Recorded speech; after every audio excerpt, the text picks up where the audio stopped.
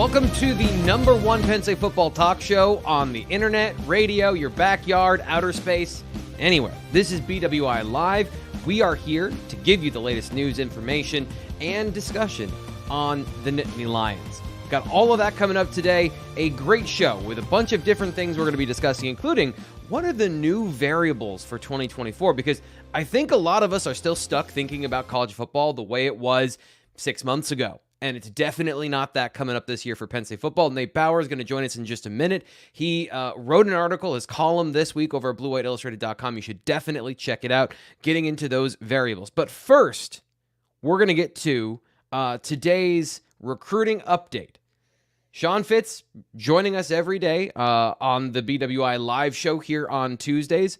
We're getting you updated with what's going on in the previous week of Penn State football recruiting, getting you ready for a stacked June, and even a little bit of May here mixed in. Fitz, welcome to the show. My image is as Terry Smith's agent, not being helped by the graphic that has Terry Smith front and center. So, no, I mean it's a low time, but it's about to be an exciting time. Penn State's got a big weekend coming up this weekend. The Elite 11 camp is in State College. It's not at Penn State, but it's in State College. Splitting hairs there. Why? Well, because they can't hold it on a college campus, but at the same time, you can have those guys in. So Saturday, they're going to host a bunch of visitors. We posted a big one this morning on Blue White Illustrated. So check that out. Yeah, it's going to be a fun weekend. A lot of quarterbacks in town, but beyond the Elite 11, they run the All-22. And T. Frank, I know you were there last year. The All-22 is basically a full position football camp. So they're bringing in some of the best guys from around the region to catch passes. But there's also linemen. There's also, linebackers. And just every position south of kicking. Sorry. That sucks for me, but whatever. They're going to be out there. So there's going to be some targets that make their way to campus this weekend. A lot of underclassmen. You think about it and the 2025 prospects, and there will be 2025 prospects there, but they're mostly done with this portion of their recruitment. A lot of them gearing up for official visits, which most of them will start the weekend of May 31st. So that's what we got coming up this weekend. It's going to be a busy weekend. So just definitely check the site. I know Ryan and I are working on the list right now. And if things go to plan, and there's an Under Armour camp in Baltimore, so who knows who's going to pick that over the Elite 11. If things go to plan, it should be a busy weekend for Penn State recruiting.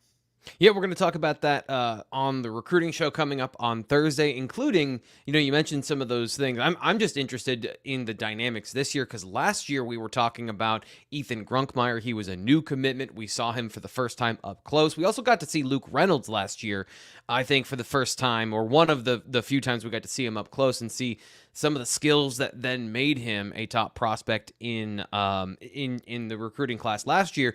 Interested to see if anybody pops out, because the quarterback situation very different this year than it was last year at the Elite 11. So what we're going to take away from that, we'll be discussing that on Thursday. I know there's some other stuff coming up this week. You mentioned visitors on campus. Do you want to get into more of that, or do you want to go into more of the schedule for what's coming up? Yeah, I think we can go into what's coming up on campus this weekend because Jose Epinesa is, and I think I nailed that. You did. Much better than I could have hoped. I practiced before this show. He's going to be on campus for an official visit. This weekend. Going to be Penn State's first official visit of this cycle. It's also going to be his first official visit of this cycle. I think Iowa, where his brother played, his brother AJ, who's now with the Buffalo Bills, still with Bills, right, T. Frank? Yep. Yeah. It seems like forever ago that he played, but it also seems like he's probably just a third-year pro or something like that right now.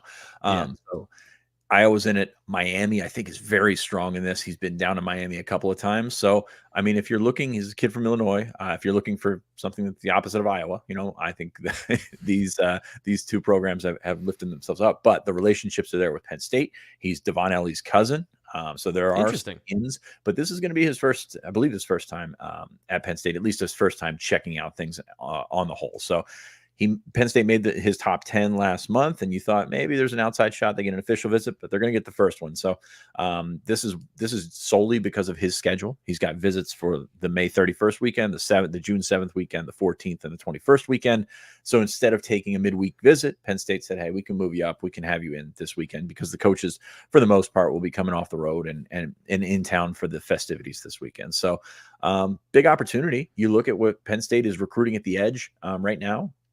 Nothing really jumps out at you. I know Jaden Lofton, that we talked about on the show last week, is kind of on the rise right now, but you need more of those guys, and you need to sort of throw some visits at that position to see if you can get something to stick, because you're probably going to have to go outside the region for that to happen. So Yosei Epinesa is I would say Penn State's biggest visitor, because he's an official visitor this weekend. But again, we've got some good ones coming to town. It's super interesting. You know, I was a big fan of AJ Epinesa before he was a Buffalo Bill. Thought he was a really good pass rusher at Iowa before they decided to make him play like Iowa at 280. So the genetics are obviously there. It's going to be interesting to see how those Big Ten ties play into that recruiting. Another Big Ten ties, but a national player, Quincy Porter, announced his top 6. So what's going on there? And did the Nittany Lions make the cut for a regional prospect with national interest? Yes. Epinesa, by the way, number 49 overall in the On3 industry ranking, number 5 edge, number 2 player in Illinois. We're a little bit lower on him than everybody else, but still terrific prospect there. Quincy Porter, also a terrific prospect from New Jersey. I've had him as Penn State's top receiver target, just from in terms of talent, in terms of availability. He's not far from home. So it's been an uphill climb with him. I think Ohio State and Michigan kind of set the bar for him. He's been down to A&M. He's been to Oklahoma. Alabama also made that cut, but Penn State didn't make the cut. I think they'll get an official visit. I think it's going to be a situation where you kind of see Penn State back in the line a little bit, but at the same time, those things I mentioned, close to home, playing time, obviously a really good opportunity for playing time at Penn State. So you've got some things going in his direction. Again, would I get my hopes up here? Probably not. But I think that just being in this situation after what I had heard, back before he took his unofficial visit in the spring, basically there was no chance in hell for Penn State at that point. There's probably a chance in hell for him now. So we'll see what happens. So if you're Marcus Hagan's going through hell, does kind of sound like his first year on the job so far with the way Penn State fans have reacted. If he's on the internet, yeah, that's very apt. So be an opportunity here as Penn State continues to have that wide net at receiver. I think that they'll finish with some pretty good players, and Lyric Samuel will be in town this week. I can't wait to see him at camp. So opportunity for Penn State to try and make some moves. We will see what's important for Porter. Like I said, Ohio State and Michigan are the two that have really jumped out to me, but location might play into it. Playing time might play into it. We're going to see what NIL plays into it. So Oklahoma, A&M, Alabama, some big names in there as well. So I wouldn't get the hopes up, but Penn State's in a better spot than they were 2 months ago. Yeah, and when you're dealing with a top prospect, all of those things do come into play. It's not just fit, it's region, it's NIL, it's all that stuff. So it's going to be a battle for all of these players down the stretch in 2025, and that's why you need to subscribe to Blue White Illustrated here on YouTube so you catch out our recruiting content and updates during the recruiting show, and of course here to start our BWI live show. So now we're going to get into the Penn State news and information, and the most important thing I think that's happening here, Fitz, is that we have with us Mr. Nate Bauer. The chat was going nuts. Heard Nate has entered the portal. No one is talking about it. Where is Nate Bauer? Says David K. He is here. We're at full strength now. We're out of the penalty box. We've got everybody on the ice, and now Nate Bauer joins us to talk about the latest Penn State recruiting news. So, Nate, welcome to the show. Your fans were dying to hear from you. So, what do you got today? I'm here to mess it all up, guys. Let's go. I walk into Nate's house with him, and his kids are there, and his wife is there. Nobody responds like that for Nate. Like, his family does not pound the table for where's Nate Bauer. That's right. I am here for the fans. My family's fine. They're okay. But adequate, you guys, as you said. The YouTube commenters, that's what I live for. Let's go. Well, let's give them the good stuff, because there was some big news. Everyone loves remember that guy who was great for Penn State, and the latest news is that they're getting an alumni back into the organization. Mike Mauti joins Penn State. So, Nate, how is he joining the program? What is going to be his function with the university? Yeah, so he first day was yesterday on the job. He is in development for intercollegiate athletics, which means the Nittany Lion Club. Right, he will aid in those efforts. They have a new director as of, maybe 7 months ago, Alyssa, who is leading the Nittany Lion Club, and he will help, be on that staff and support it. So that's raising money for scholarships. It's right, but it's athletics money. And as you can imagine, Mike is a fairly persuasive guy. He's got you could kind of see this coming, I think, for a couple of years now. He obviously was involved in starting Lions Legacy Club, which ended up being folded into Happy Valley United, which is Penn State's main, obviously only NIL collective. So he has kind of been trending in this direction for a couple of years now, where he wants to give back and support the Penn State University that was so influential, obviously, on his life. And here we go, right? We'll see what happens. And obviously, knowing Mike a little bit, anybody who's been around him understands how passionate he is about Penn State. This is a pretty natural fit for him. I don't want to read too much in the tea leaves, but I'm just curious because there's been a couple of moves from the NIL side with people who were key figures that are then moving into university roles that are not tied to NIL specifically. Is that just a happenstance? Is that a trend? Is this a natural progression from one side of the literal coin to the other? Or what do you read about that with some of the movement on that side of the personnel?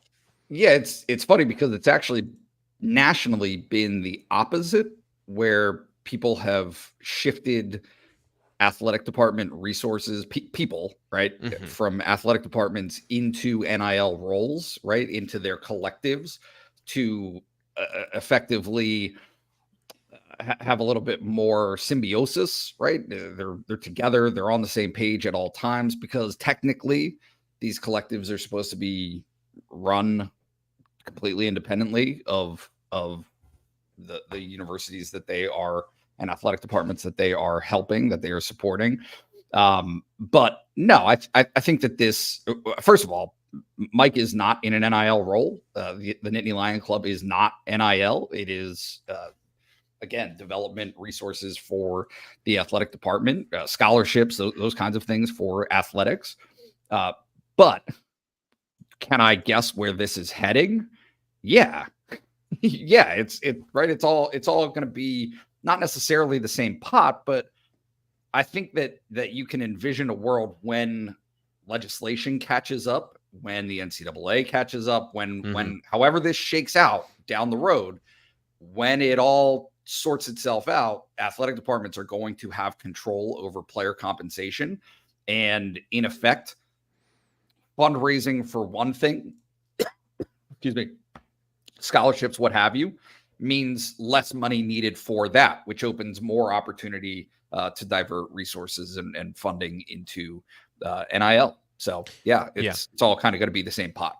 Everyone wants to know this. This will be my last question on this before we move on to the next topic. But how much impact can one person have? And especially in a role that is not, I imagine, public facing in terms of being on camera or what people can tangibly see the progress of. I guess what do you see his impact being with the program from moving the needle, helping Penn State close the margins and the gaps where they've had in terms of fundraising, which has been over the time that you've documented an issue, whether it's facilities or otherwise? Yeah, that's the thing though, T. Frank, is it's fundraising for Penn State athletics has never really been a problem. Okay. Like that's never been an issue. They've had money for decades and decades supporting scholarships. That has never been at issue. It's getting the base, the fan base, and certainly the corporations, those kinds of things on board with shifting their mentality from, hey, you've been supporting scholarships for all these years, athletic scholarships, which are fully funded. Now you need to shift away from that a little bit, away from facilities, away from scholarships, away from that general funding, and shift it towards compensating players. How much can he help close that gap on the NIL side? Probably not at all. That's not what he's there for. That's not his capacity right now. But I think just in general, and James Franklin has demonstrated this, having former players make up your program ends up helping, right? Like wherever Mike Mauti is, it helps Penn State to have him walking around with a Penn State polo shirt on, working for Penn State in an official capacity, whatever that role is, right? So within athletics, that helps Penn State.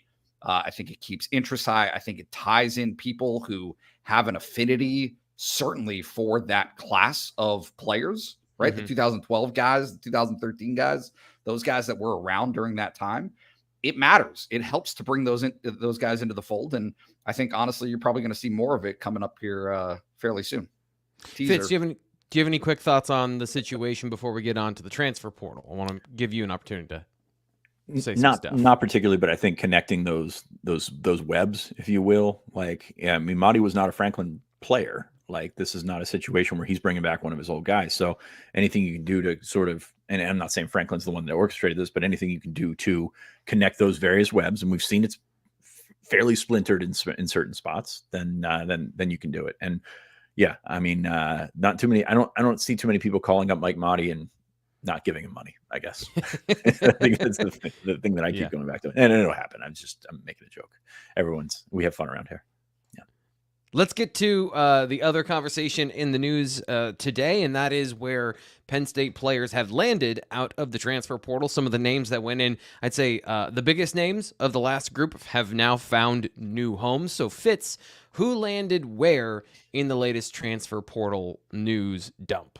Well, the big one, we won't spend too much time on this, but the big one, King Mack at Alabama. It's going to be very interesting to see how he fits into that secondary, because if it was playing time, if it was development or whatever, I mean, Alabama's a great spot for it. But hey, man, there's going to be some dudes waiting for you to compete for that job. So curious to see how that comes. Again, I think King Mack is going to be a very good player. I really like what I saw from his freshman year, and really think that he could have continued to improve and been a guy that we saw on the field this year. So that one's going to continue to sting. And for him to go to Alabama, and I know there's rumors of Rutgers and Louisville and things like that, but for him to go to Alabama, that one's as a tough one to swallow for Penn State. Didn't they get another safety too? So he's not the only safety that's joining Alabama. They've gotten 13 guys from the portal since DeBoer took over. So, yeah. and some of those Washington guys, some of the general turnover stuff that you would expect is going to happen. So yeah, there's going to be new competition, and hey man, stepping into it fresh is going to be a challenge for him.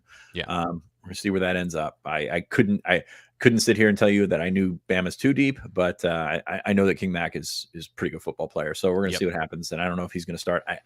From the question that you asked me last week on the show, like, does this make sense from a football perspective? I don't know. I just have a tough time seeing past what his opportunity was at Penn State and seeing if it's any different at Alabama. So we'll see what happens with that. And then Malik McLean has found a new home, not back in Florida, but out in the Southwest. So what's going on with Malik McLean? Yeah, he's going to Arizona State. It was kind of some scuttle this weekend that he would be at UCF, and then all of a sudden flips and didn't flip, but all of a sudden goes to Arizona State. Another fresh start for him. Ton of physical talent. We'll see what he does with it. It's just maybe about finding the right fit, finding the right scheme. We'll see what happens. Like I said, it's one of those ones where Penn State expected him to be a contributor this year when they took him last year, and he probably went a little bit too fast out of the gate. Like, I know that sounds very stupid, but based on expectations, based on what they were going to go with him, they were going to ease him into things last year, and then all of a sudden he catches a touchdown in his first game. Then he kind of goes back, drops a couple balls against Illinois, and we don't see him for a long time. So I think that his development track kind of got, just went up and down like a roller coaster, and eventually saw his way out of here. Another fresh start from Malik McLean, third school that he's going to give it a try at. We'll see if he can generate the physical talent into what he can be. Today's main topic, the thing we're going to dive into and have a conversation about, is actually the column that Nate wrote yesterday at bluewhiteillustrated.com. The new variables that are a part of the college football landscape. How does Penn State navigate these? How does that change our understanding of the team's chances for 2024? Great read. Go check it out, bluewhiteillustrated.com. And by the way, great time to remind you, if you sign up right now with the promo code PSU1, all of our YouTube and podcast subscribers, if you listen to the show, you hear us have conversations, we provide extensive depth of conversation on the message board, information, and all that stuff. It can be yours 2 months for $1 if you use the promo code PSU1 when you sign up, to let them know you came from the YouTube show. I know Beach Wine Guy, he is a regular. He started out here as a YouTube member. He's here today. He's got a featured comment in the BWI mailbag coming up at the end of the show, and he's a guy who went from on the YouTube side to a full member of BlueWhiteIllustrated.com. So be like Beach Wine Guy. Have an awesome name in your handle, and join us and have a conversation about some more stuff. But Nate, can you lay out what you were looking at yesterday with these variables that you're trying to account for when you're trying to project what you think of this team and their chances this fall? Yeah, it's a very new era of football for a lot of different reasons, right? Nationally, college football, yes. The Big Ten, absolutely. And then Penn State's role within that, I think there's quite a bit of conversation that it's almost like the conversation that everyone is having is still locked in on the past few years. And that's changing, right? What it takes to get to the playoff with a 12-team playoff is going to be different. What it takes to get to the Big Ten title game in a divisionless Big Ten that has expanded by 4 teams is different, right? It's all changing. And so, most directly, I think that Penn State not having Michigan and Ohio State, right?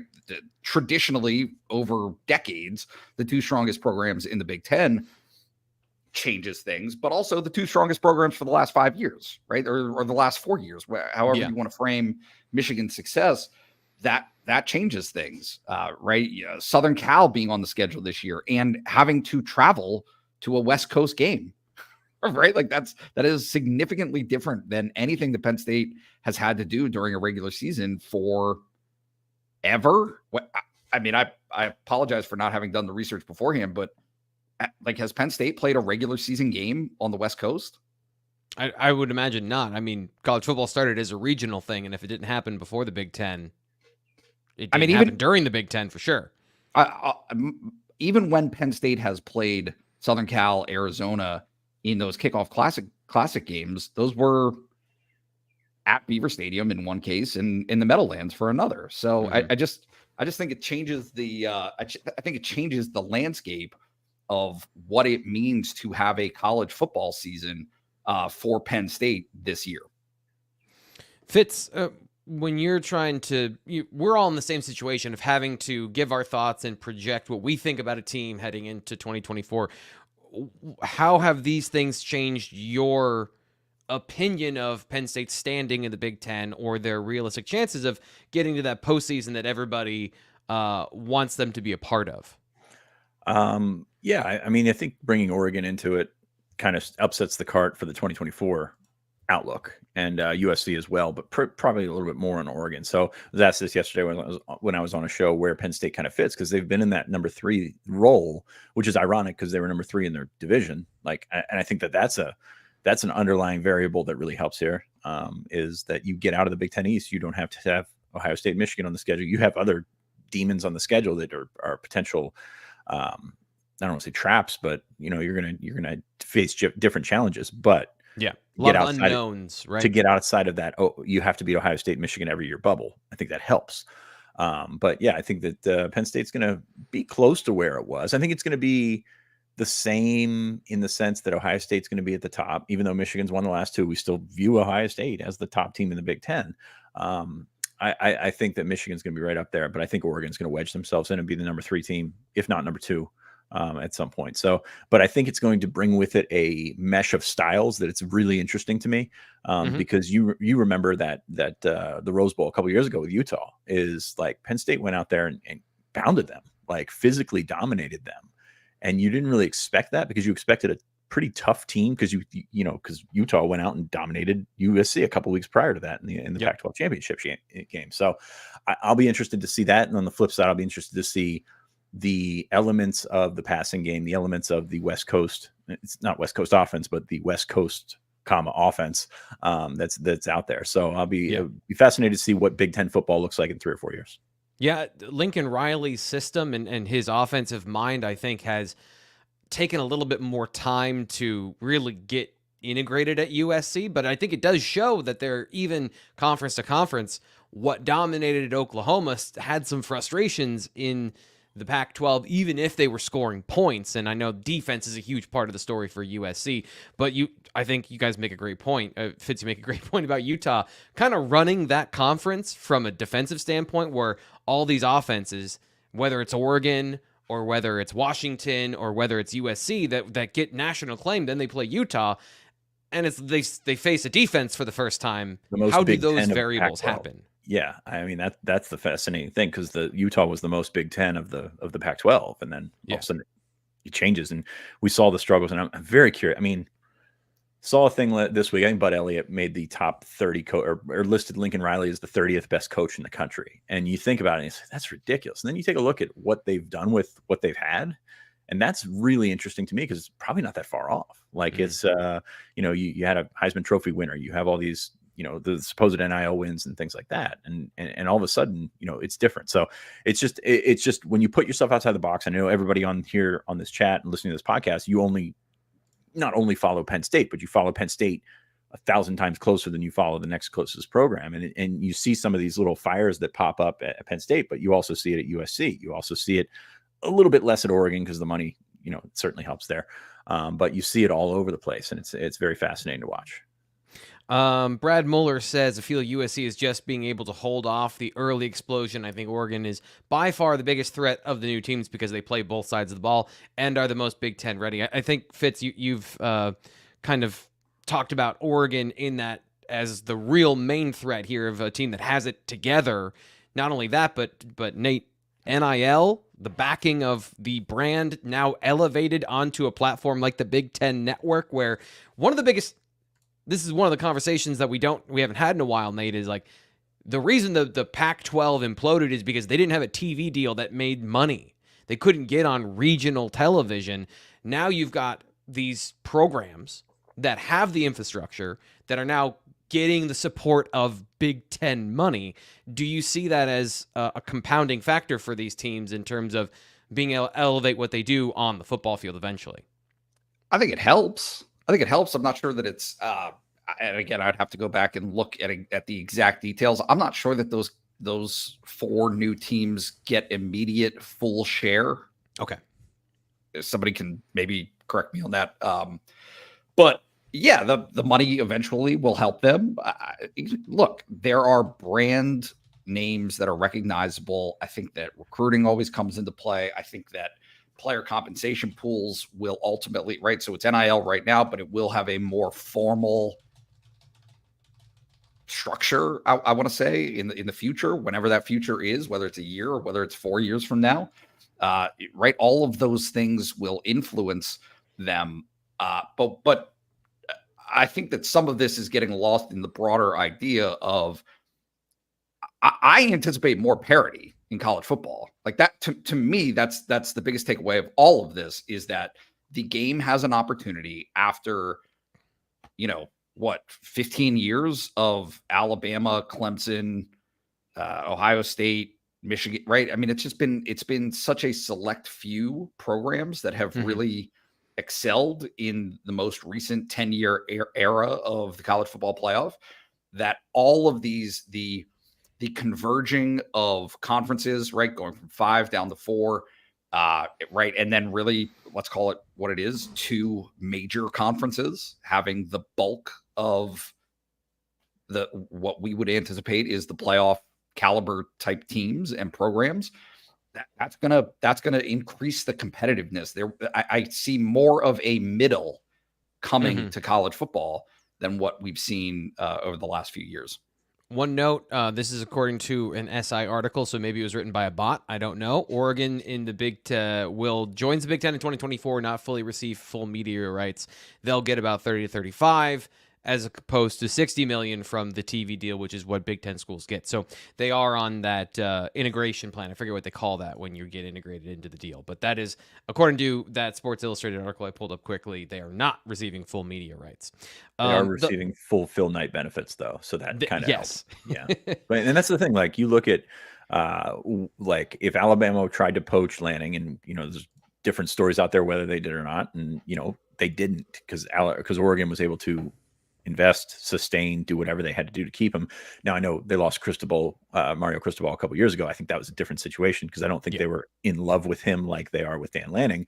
But you look at the other program that's coming in from Washington, they did get their coach poached. So there's a different type of, I would say, investment there. And that's why I see the sustainability and the availability for Oregon to potentially win Big Ten titles, or at least compete on a more year in or year out basis than Washington or UCLA. USC I'm kind of torn on, but that's whatever. We'll get into that later. There's one element of this that I want to bring up specific, but then kind of zoom out to a different aspect of what we're talking about, because we're talking about some of the challenges that Penn State faces, the new variables as potentially negative, but new variables are just new variables where they can work out for the positive in your favor if a number of things happen.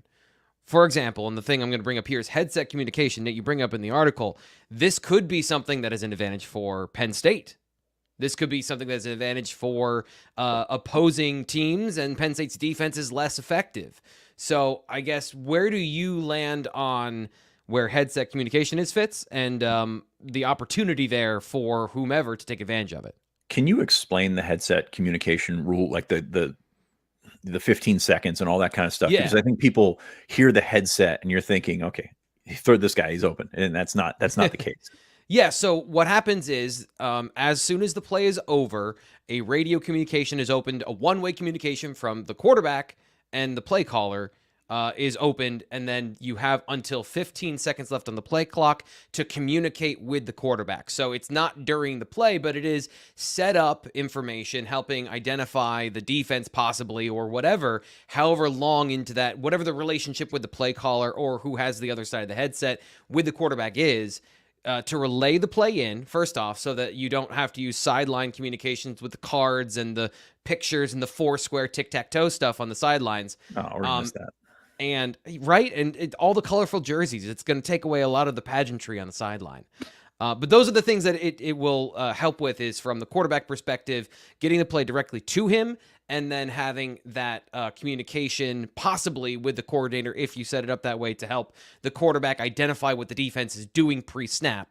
But it has to be executed post-snap by the quarterback the same way. Right. And I think that is a very important clarification there. It shuts off. And it's also on the defensive side of the ball. The Mike linebacker is going to be the guy. Kobe King's going to have it in his helmet. So, essentially, and it's a one-way communication. So that's good too. That's what's worth noting. But all these details, I think, kind of help paint the picture of what that can actually bring to you.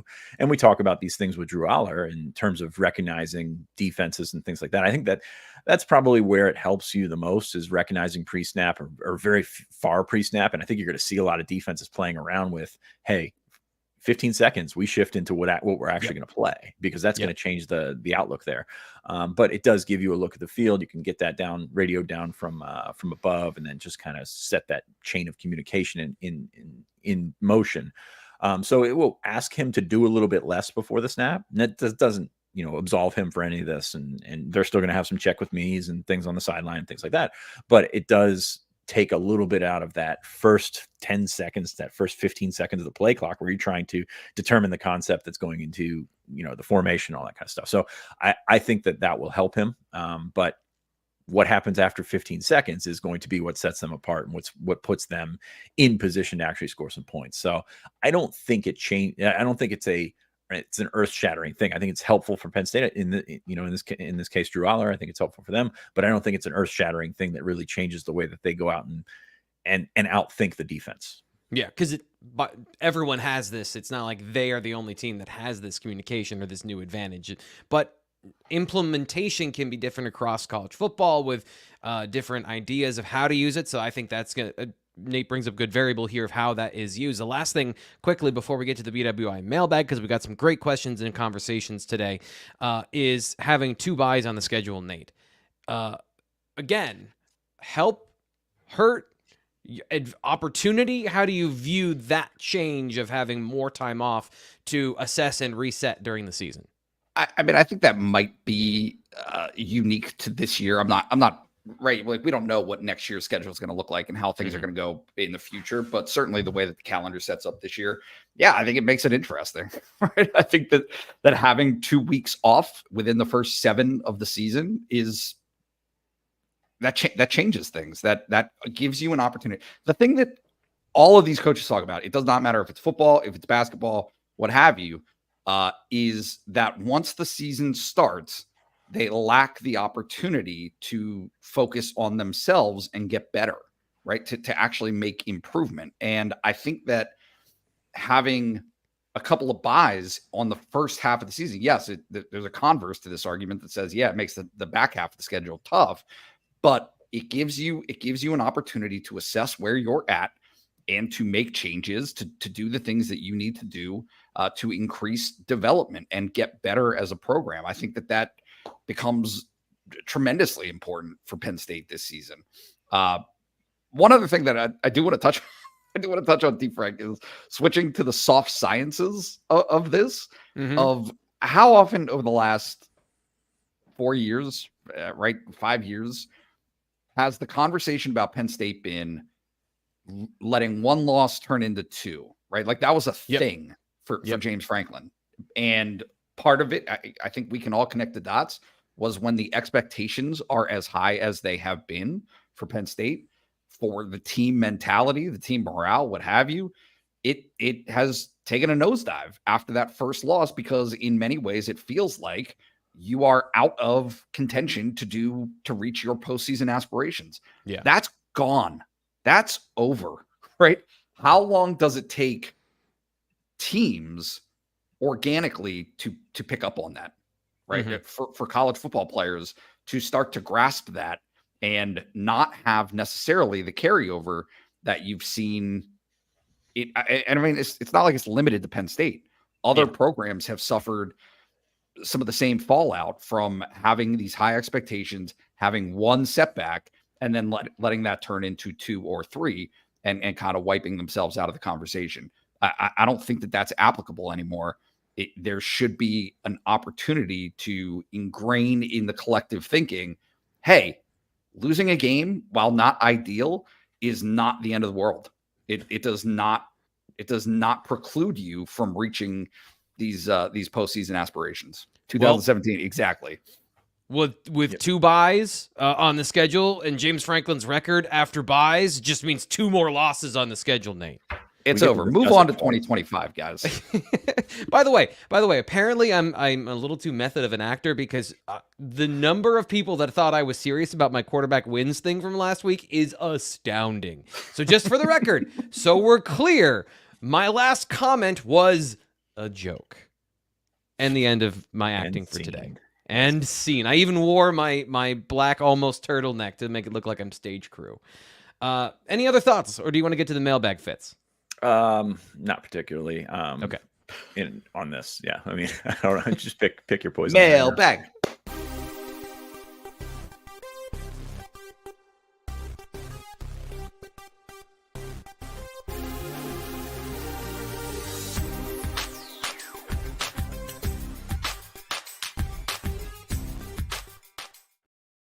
So let's dive into some James Franklin conversations here to start. And Fitz, I'm going to come to you with this question, because this is something we hear as a refrain in college football recruiting. RD24 says, culture is a big word thrown around in a lot of athletics, and I appreciate him pointing this out, because it means nothing and everything. So he asks, where does Penn State's culture stack up with the rest of college football? What makes it different? And maybe not the first question, but what is your assessment of what Penn State's culture is when you talk to players who are making a decision whether or not they want to join the program?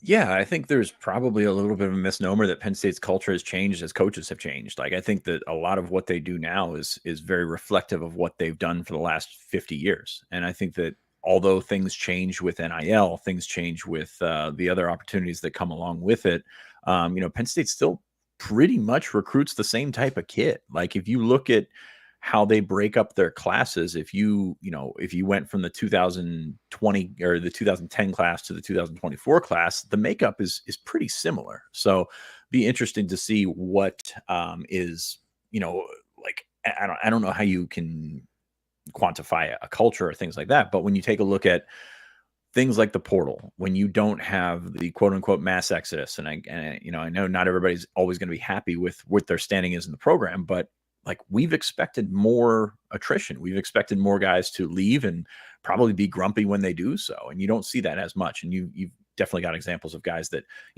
it's more of a one-off than anything like that. So if you look at the way that they've been able to build and the way that they've been able to stick around, yes, it happens. And again, I know this is a thing on the board. There's a third theory here, where a third of the locker room is in favor of Franklin, coaches, whatever. A third is not in favor. And then there's a third that's still trying to find their way and which side they're going to be on. You kind of have that situation in every college football locker room. But I think that because of the type of kid that they recruit, and we talked about this on a show a couple weeks ago, you're not seeing Penn State floated around with, Colorado and floated around in the portal with guys that are obviously looking for a big payday. Not that Penn State could pay them, but like it's a situation that a lot of it reflects to what they've done and what they've always done. So I think that it's good. You certainly want to trumpet your wins over your culture, but Penn State does a pretty good job of actually both. But that's kind of where I'm at with that. I want to now pivot to this. We're gonna crack the lid on Pandora's box and try to keep things contained, Nate. So we're gonna thread this needle real good. And this is from Gronky, who says this is not an anti-James Franklin post. And he does ask an interesting question, which is why we're going to discuss it here. He said, would a new coach bring a fresh optimism and might possibly usher in a new NIL era of Penn State football? As Franklin was for the sanctions era, he modernized and improved and expanded Penn State recruiting, pay scale facilities, etc. Could a new coach without history, good or bad, with the program inspire and or unite the alumni base with a new narrative? What are the pros and cons of that concept in your mind? The answer is yes. Or maybe, right? I think that it's disingenuous to not allow for the possibility of unnamed person X to have some gravity, have some pull that brings people into the orbit that currently are not. The question is, how influential are the people that are being brought into that orbit? Like, that's kind of the bottom line is, yes, fans have influence when they get together in mass. That can be positive or negative for sure. But this is a dollars and cents game in a lot of ways for Penn State right now. And a lot of dollars are necessary to be competitive with and overtake the competition that they're expected to face off with. Right now, my assessment is that it has not happened in terms of a connection between James Franklin and the program and those donors, whoever they are, to the extent necessary to get Penn State where it wants to go. Mm-hmm. Could that happen with somebody new? Absolutely. Sure, it could. And that could be a differentiator. Now, are there things that might offset that new person X does not do that James Franklin does very well? Sure. Right. Mm-hmm. It's all a give and take, but I do think that we will find out, whether it's now or whether it's in the future on some timeline, there will be a next guy. Like, there will be a next guy at Penn State. And the conversation that's being had right now will eventually bear itself out as to, hey, yeah, show me first, right? Like this right. Of show me you can do it first before we're willing to support you, before we're willing to support the program. Yeah.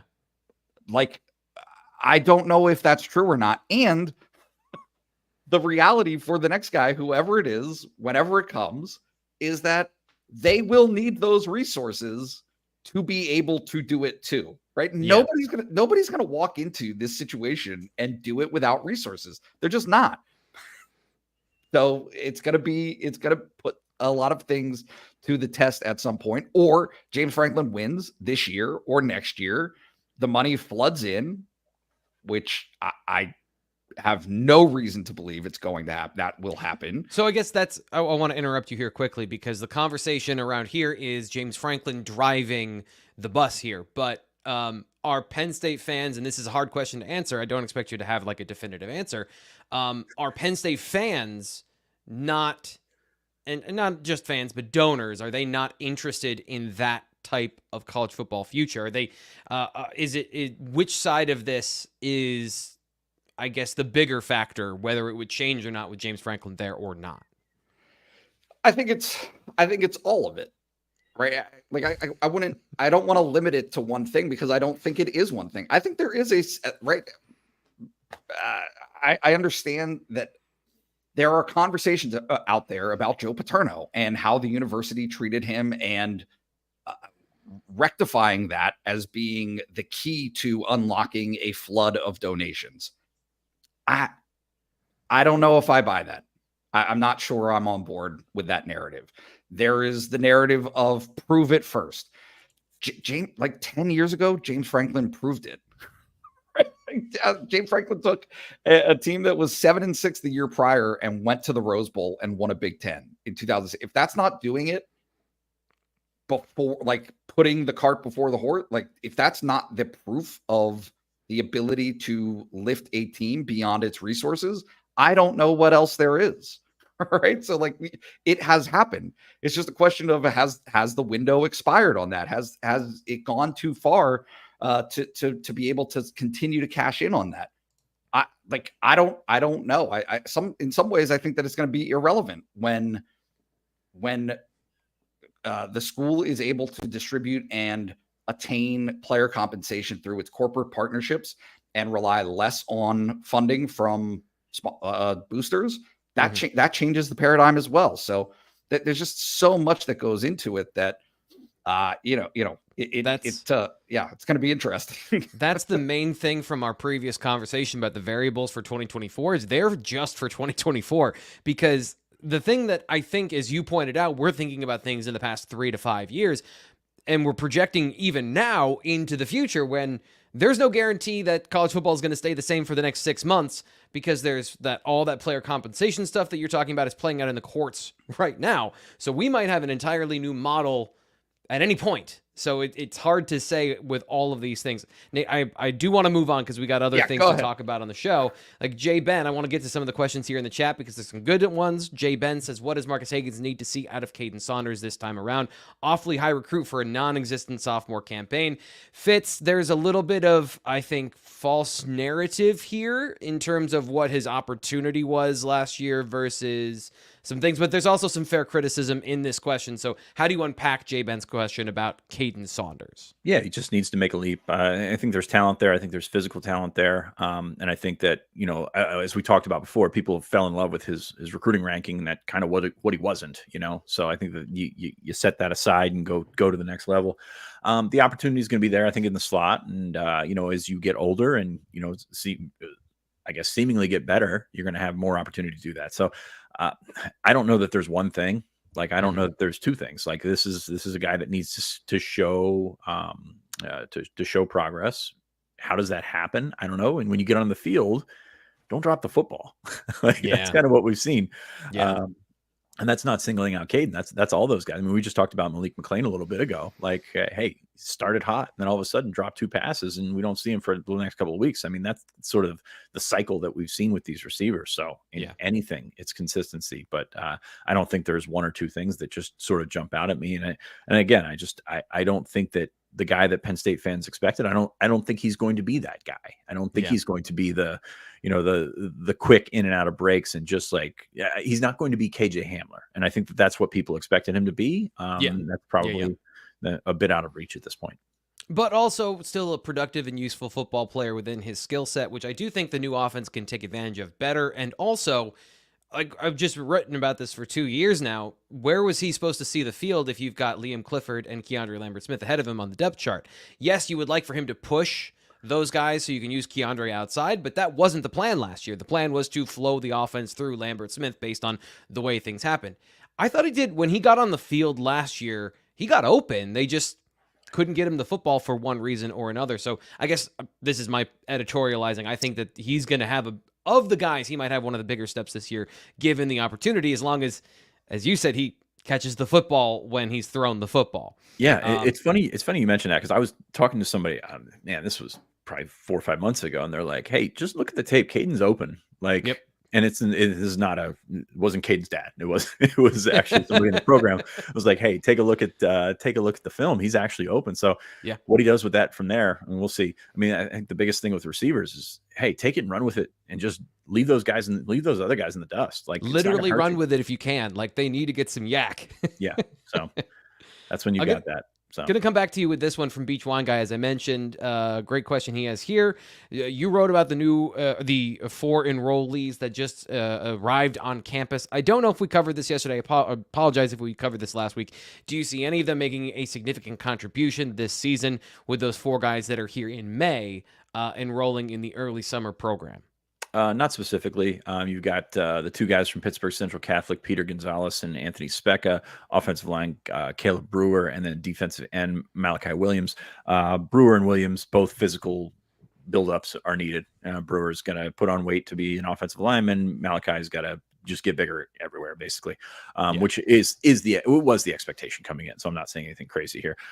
Gonzalez is interesting to me because of that receiver room, because he's a really athletic kid. We've talked about this on the show before. I think Tyseer Denmark still the more likely of the freshmen to make something happen, just because of his quickness, and I think his feel for the position. Not saying that Peter Gonzalez doesn't have a feel for the position, but like what he's been asked to do and what he'll be asked to do in the Big Ten are very different things. Specca, I think, is going to have to build himself up a little bit. And you look at what's in front of him in the box linebacker. I think it's going to be tough for him to see the field. I think those are probably all redshirt guys. If I'm looking at that just across the board. Yep. This one, Nate, I want to come to you.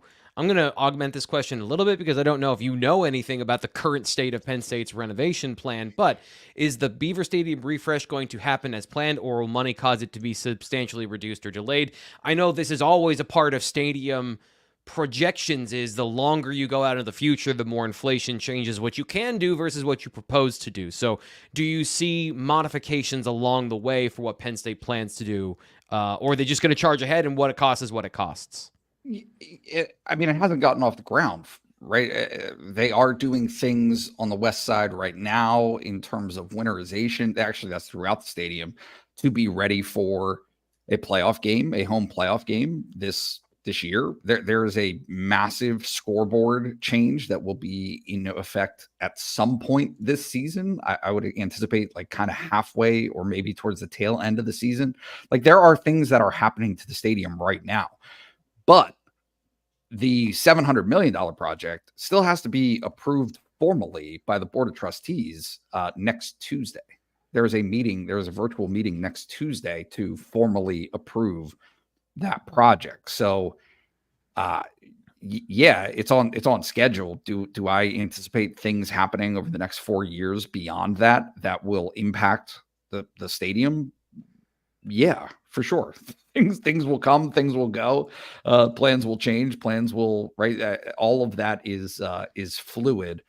And I think expecting it to be like right on time or ahead of, I think it's an aggressive schedule, put it that way. So it's going to be an interesting next few years for the stadium. But that first hurdle, like I said, is Tuesday next week. This is going to be a bit of a tangent, and it's going to be a bit stupid, so it's going to be perfect on brand for me. But I love this show from England called Grand Designs, if you've ever seen it. It's about people building their own home and, going out and trying to do something interesting with a house, usually through an architectural lens. I just like looking at the houses when they're done. It never goes right. It never goes to plan. There's always problems. You will never meet a schedule because of all the different variables and factors that go into it. And with a stadium, just 10x that. And that's, the building and those things are incredibly complex pictures that involve a bunch of different people doing different things to the same structure. And miscommunication, organization, costs and overruns are all a part of that. I want to talk about this because we have a very interesting juxtaposition of questions here. All right. Fitz. Poncho 570 asks, will this be the most complete Penn State defensive line from a depth and talent perspective, and what deficiencies can they mask on the rest of the defense. Do you think that they need to? And what do you think of the Penn State defensive line this year from a not since X, but just generally in your mind, where are they in terms of potential to be one of the best we've seen? I mean, they've certainly got that potential to be complete. You look at what Chop brought to the table last year as an elite defensive end, and boy, he was better than his numbers said. And I know that we say that again about some other guys, but better than his numbers said because he made everybody better. I'm curious who that guy is this year. Nittany, I think, is a tremendous player. I don't know that he's got the pop to create that pass rush, to be that quick guy off the edge. So that's where you bring in Abdul Carter as the X factor there. There was also another question about is this interior line like national championship worthy? I don't know, but they are experienced, and I think that's been the important thing when you take a look at Michigan last year and these different these national championship caliber defensive lines is they've had older guys, like adults, playing there in the middle of their defense, and Penn State has that now. And it'd be interesting, because Zane Duran, I think we think is a budding star. Like the opportunity is there for him to be a budding star, but even a guy like Kazai Izzard is certainly a guy with a lot of potential, a guy with that size and a guy with that kind of strength to pair with Devon Ellies and those guys. Yeah, I think it has the opportunity to be very complete, if not as splashy as last year, is what I would say. So a lot of X factors there. I mean, Vanover, how does he play? Jimmy Lyons, is he going to be the guy that takes that giant leap that we think is coming at some point? Is that going to be this year? Is that going to be next year? We don't know. But they've got the opportunity to do so.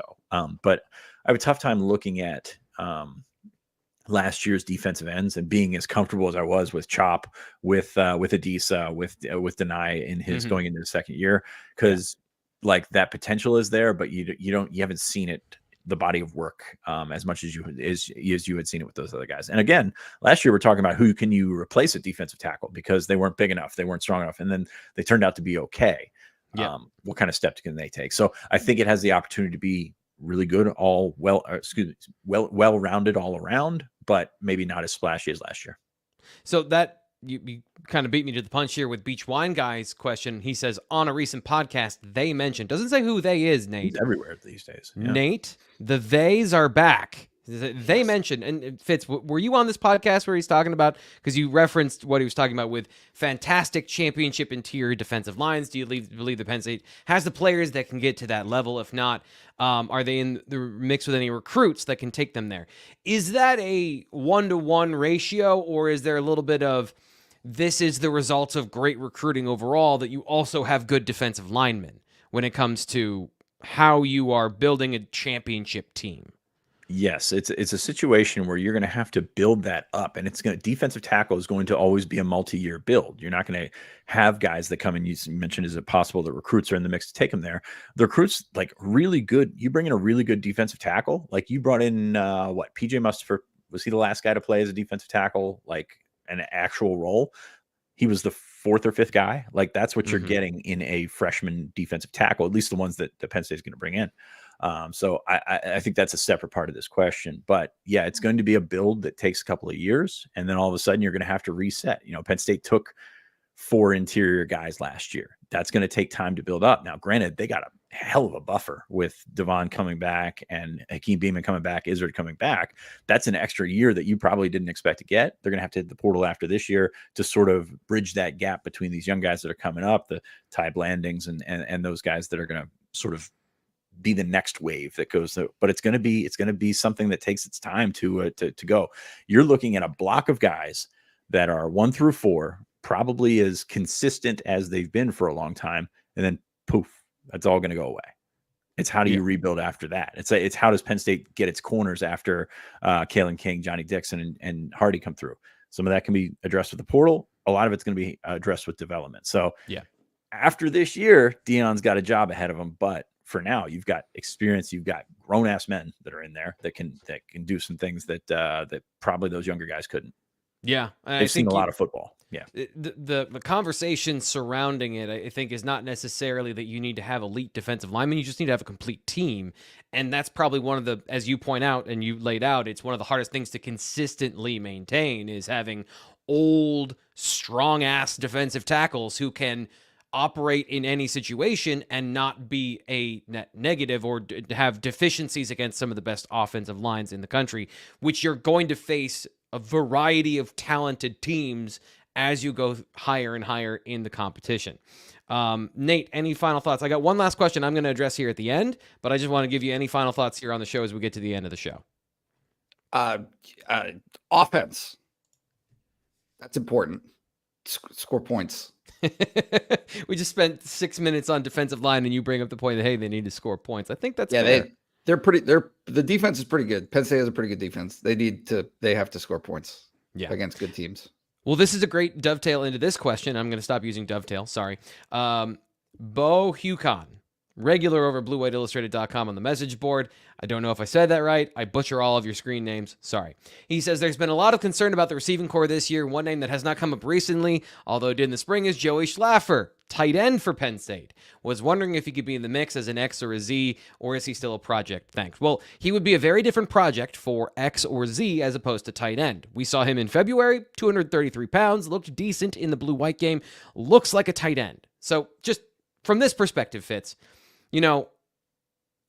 big tight end, big receiver coming in, and this is a player who, during the recruiting process, ran in the 4.6s. 6'5", he's gonna get bigger. You don't necessarily project that guy to get faster. So what's the difference? Like, I understand that the Penn State fans are looking under every rock and they're trying to find every avenue and opportunity to add depth and talent to the receiving core, but that's just from a physical perspective. From a route running perspective, from a understanding how to get open perspective, those are also things he would had to have been working on specifically as a receiver, on top of the physical things to be fast enough to separate. So I just, when we talk about these tight ends, and it comes up every single week, it's not feasible because they don't have the requisite skills to be receivers. If they did, they would be receivers. Okay. So that's what I've got. No, I know I didn't ask a question, but there you go. You're right. I know he's a former coach, so he kind of has played with moving pieces before. But it is always interesting to me that the answer to receiver is either Joey Schlaffer, or in this case, Joey Schlaffer, Luke Reynolds, Quentin Martin. It's always something from a different position. And you mentioned it. How hard is it to do what receivers do as receivers? Like, it's hard for them to do that as wide receivers. So moving a tight end there, moving a running back there is going to, be a different learning curve. It's going to be a different bunch of everything. Schlaffer's he's still a 4.6 guy, which is great. But he's going to continue to develop as a tight end. And as we mentioned, getting on the field as a tight end at Penn State is really hard because you've got guys in front of you that are different body types, different experience levels. Tyler Warren's, of course, coming out there. Khalil Dinkins and Tyler Warren are two different players, like two different athletes, two different there's body types and things like that. And then you go to Andrew Rappelier, who's, surprise, surprise, another body type, another different thing. There's really good players who are probably not going to play in their Penn State career at tight end because of what's ahead of them. That's a great thing for overall program health, even if you don't see the guy that, you want to see the guy in the field. So like Jerry Cross or Schaffler's still got some time to develop and things like that, but it's a hard room to break through, and their focus is fully on breaking through at their position. So that's kind of where we're at with that. It was interesting to me in the Peach Bowl that Dinkins got some run as a quasi slot receiver, like a guy that they were kind of lined up all over the place to see what they had out there. I don't know that that's part of the new scheme, as Andy Kotelnicki likes to go a lot of regular 11 personnel and things like that. So I think they're going to try and press forward with the receivers. I know Penn State fans don't want to hear that, but you got to get these guys trial by fire at some point.